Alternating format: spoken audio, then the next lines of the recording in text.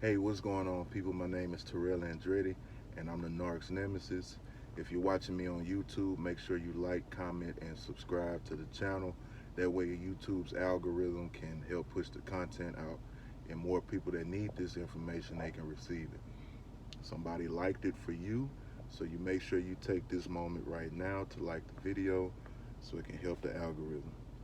Um, to all my new channel members, welcome to the family. I appreciate all y'all's donations. Appreciate all y'all's support. If y'all want one-on-ones, the link is in the description. If y'all want to donate to the channel, link is in the description. Excuse me. And if y'all want merch and all that good stuff, the link is in the description. Make sure y'all check the description because a lot of the questions that y'all are asking me, they are in the description. But anyway, today I'm gonna talk to y'all about the narc and triangulation. Triangulation is basically when they put another person of any sort in the middle of what y'all got going on. And it can be business related, romantic, a neighbor, anything like that. And I speak a lot from the romantic perspective because that's where my experience with a narc comes from. Um, so a lot of y'all are dealing with these individuals, and if you notice, there's always a third party coming in. It's either an ex, it's either somebody new at work, somebody that likes one of their friends, somebody that, oh, well, they like my cousin, oh, well, they like um, this person, or oh, they're a friend of the family's, or whatever the case is. So you're telling me they like this friend of yours, but they're texting you. They like your cousin, but they're texting you. They like this person that you know, but y'all are communicating. Y'all gotta watch out for that. And it's done on purpose because it's made to, first of all, make you jealous. It's made to make you question y'all's situation. And a lot of times you'll notice that the person they triangulate you with is of lesser value than you are. They might not have a job. They might not have any. They might not have a business mindset. They might not be an entrepreneur. They might not have any of the talents and qualities that you have as an individual. They might not make as much money as you. They might not have certain a certain like status that you have.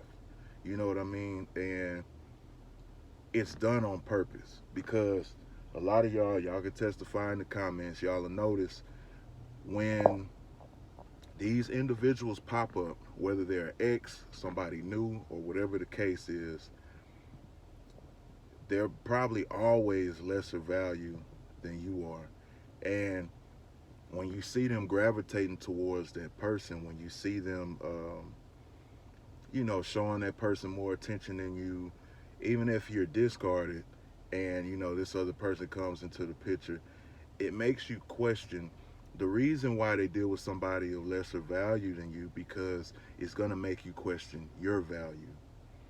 Because, like, let's say you're a singer, right? And this other person that they're dealing with has no musical talent whatsoever. You're going to start questioning your musical talent. You're going to start questioning your ability to do what you love doing. And then once you question that, you're going to start feeling like it's not good enough.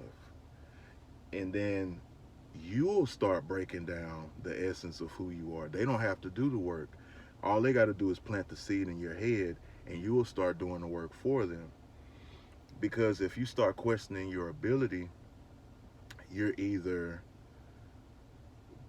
it's either going to affect your performance or it's going to put your performance at a halt. And 9 times out of 10, and this can go for anything, 9 times out of 10, that thing that you love doing, it probably propels the very essence of who you are. It makes you who you are. It gives you your confidence. It gives you your personality. It gives you your empathy. You see how much stuff is tied to it? And if they can attack that, they can systematically break you down without doing it. They can get you to do it. Because, okay, like, if the thing is looks, it can be anything now that this other person doesn't have that you feel like you have. Let's say it's looks. If they, and looks aren't everything. Gotta put that in there. Looks aren't anything. Because I know some beautiful people that are shit bags. But anyway, let's say the thing is looks. If you see them gravitating to a person that doesn't look as good as you, you're going to start questioning how you look. And then in turn, what that's going to do, you're going to start questioning your self-esteem. And then after that, your self-esteem is going to start breaking down. When you break down your self-esteem, when you break down your confidence, you're easier to manipulate. I'll say that one more time. When they break down your self-esteem, when they break down your confidence, you are easier to manipulate. And what you start subconsciously doing, you start competing with that other person. Do you hear what I said? You start subconsciously competing with that other person. So now you're like, okay, well, I don't want this other person to get them. So, okay, well, I got to start buying them more stuff. Oh, well, I got to start giving them more in the bedroom. Oh, well, I got to start, calling them more. I got to start texting them more. I got to start taking them out more. What they're doing is, see, the narcissist only has so much to give you, and they know that. So what they have to do, take the spotlight off of you demanding more from them and put it on you. So now it's looking like they're demanding more from you. So now it's overriding what you're expecting and what you're wanting from them, because now another person's in the equation. So now that's going to take the spotlight off of you asking them to, start coming home, or you asking them to, stop lying, stop cheating, or you're asking them to do more around the house, whatever the thing is. Now the spotlight is off of them having to do that because there's another person in the equation. And now it's breaking down your confidence. Now it's breaking down, your self-worth. Now it's breaking down your major characteristics. You're not even thinking about asking them to do that stuff anymore. Do you see how they just tricked you? You're not thinking about, okay, well, they cheated yesterday or last week or whatever the case is. You're not thinking about that. Now you're thinking about this new person that's in the picture that you're suddenly trying to outbid. So the narcissist is creating this false illusion of a bidding war to distract you from what you really have going on. Because if you're in your purpose and you're confident in whatever it is you do, like I said, it can be music, it can be your looks, it can be your job, it could be whatever you're good at, painting, whatever the case is. If you're confident in that area, it will override your want for validation from them.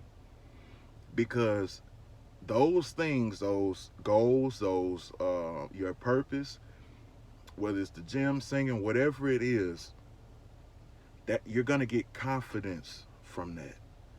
You're going to get self-validation from that. If you can validate yourself, you don't need other people's validation.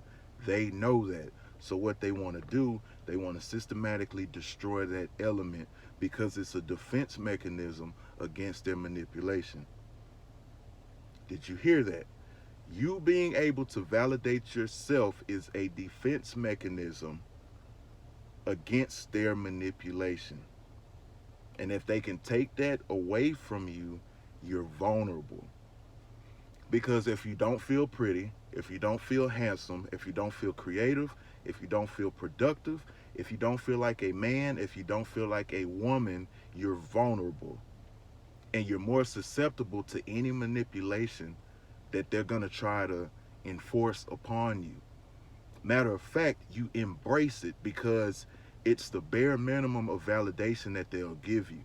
That's why they're able to breadcrumb you, because when they're starving your personality, they're starving your empathy, they're starving the essence of who you are. And when you're starving, you'll eat anything, and that includes breadcrumbs. That's why you're willingly taking the breadcrumbs, and you're thinking it's so much because it's all you're getting from them. And they're programming you to secretly not expect much from them. So breadcrumbing, they're trying to make that the norm. Oh, well, I'm okay with just getting this here and there.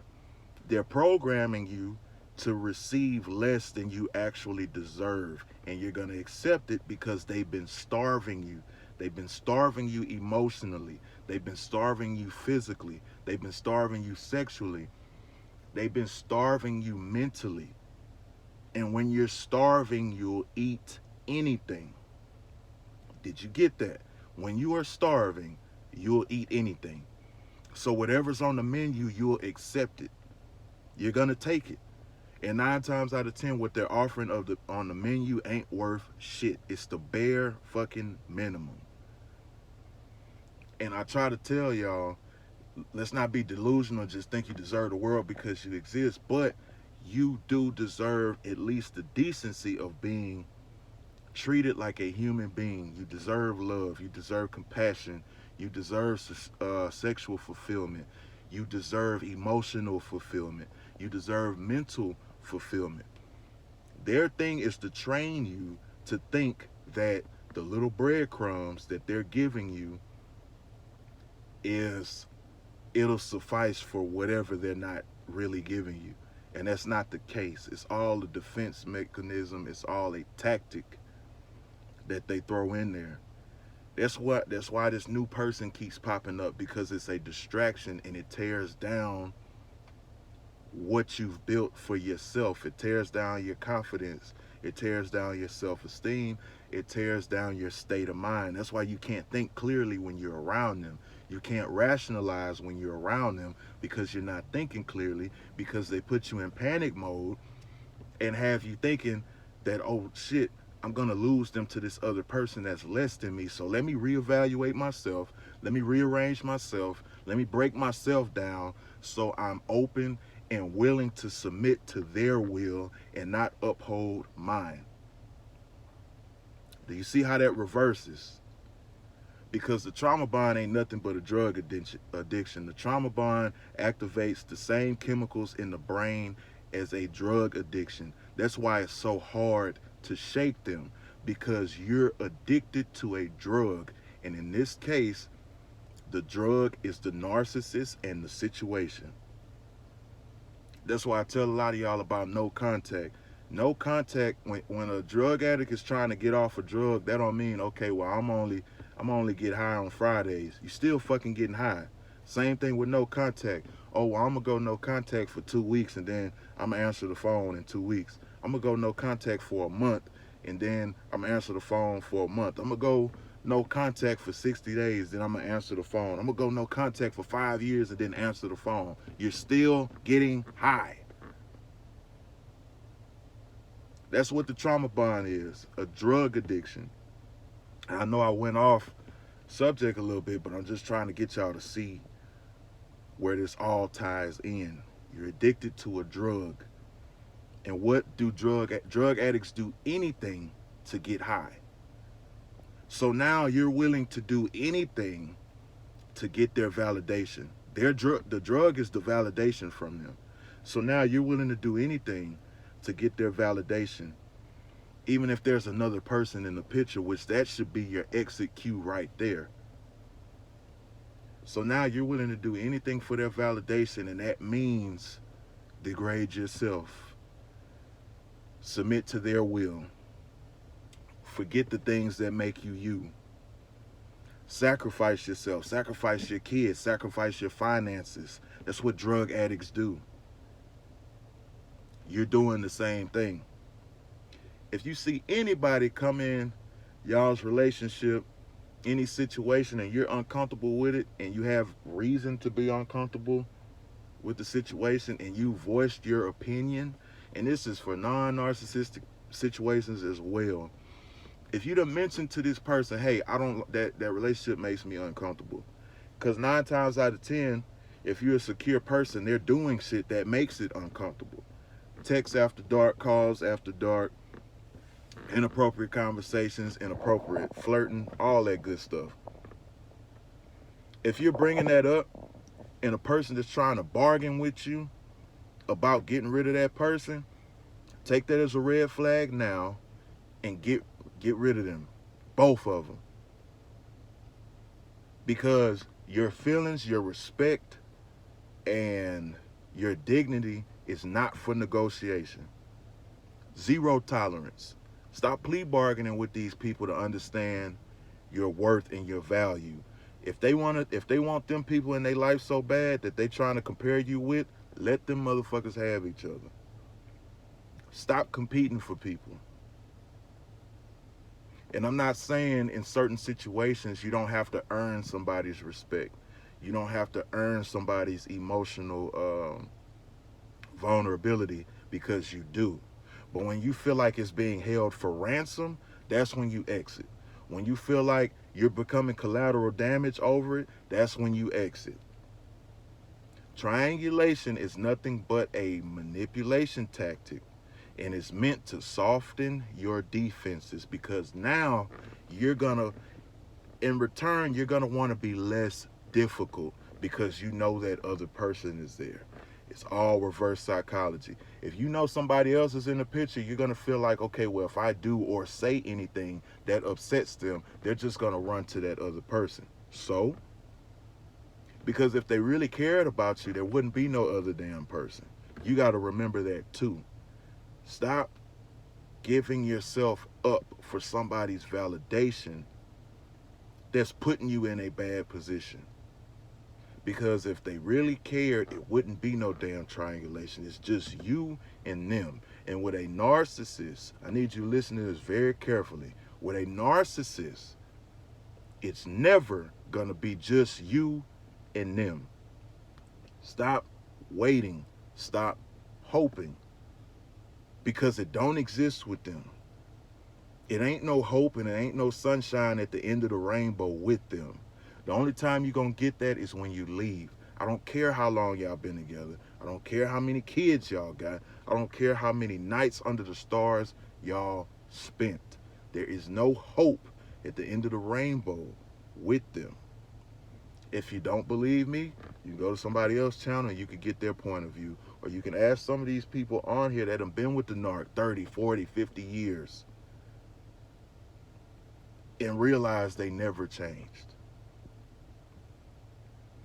So anyway, I think I'm going to do a part 2 to this video to kind of break it down a little more, but we're going to see. But any sign of triangulation, get rid of them. Don't start proving nothing. But anyway, y'all like, comment, subscribe. Y'all make sure y'all take a minute to do that if you already haven't. Like I said, it helps YouTube's algorithm push out this content. If y'all want a one-on-one, y'all make sure y'all tap in to the link in the description. If y'all want to donate to the channel, links in the description. If y'all want merch, I do merch for Narc Free 23. It's in the description. I do music based on my narcissistic experience. It's all in the description. If y'all have any video ideas, y'all let me know in the comments. Y'all can follow me on IG and all that stuff. All of it is in the description. I appreciate y'all's support. I appreciate y'all tuning in. And let's make a change, man. I know y'all don't want to live like this for the rest of your life, but it's either day one or one day. So another day, another way. You ain't got to listen, but I know you heard me.